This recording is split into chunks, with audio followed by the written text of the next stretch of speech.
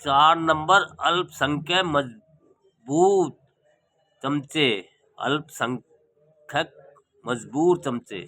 1971 की जनगणना के अनुसार धार्मिक अल्पसंख्यक भारत की कुल जनसंख्या का 17% है। वह अंग्रेजों के भारत से जाने के पहले 14 अगस्त 1947 तक अपनी जनसंख्या के अनुसार अपनी भागीदारियां हासिल करते रहे।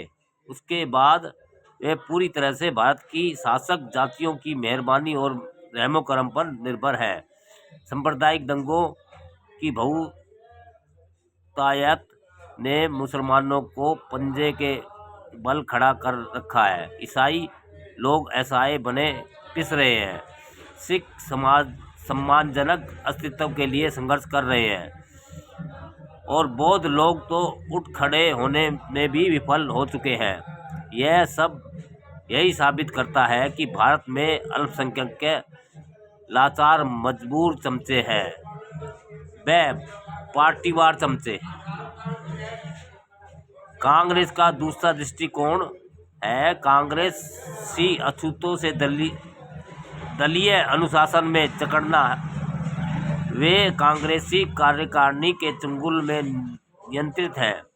वे ऐसा कोई प्रश्न नहीं पूछ सकते जो इसे कांग्रेस पसंद न हो।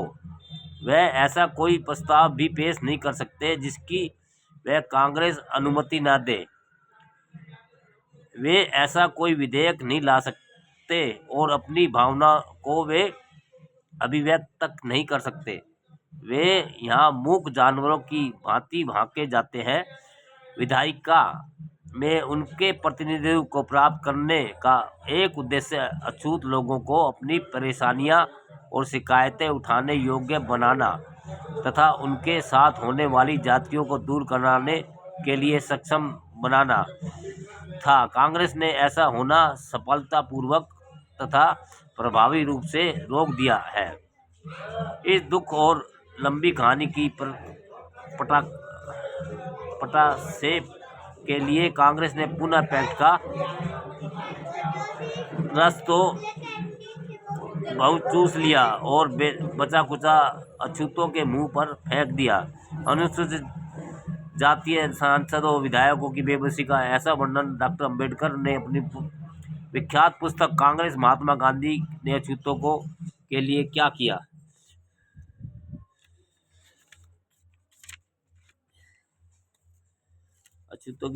किया बखूबी किया है।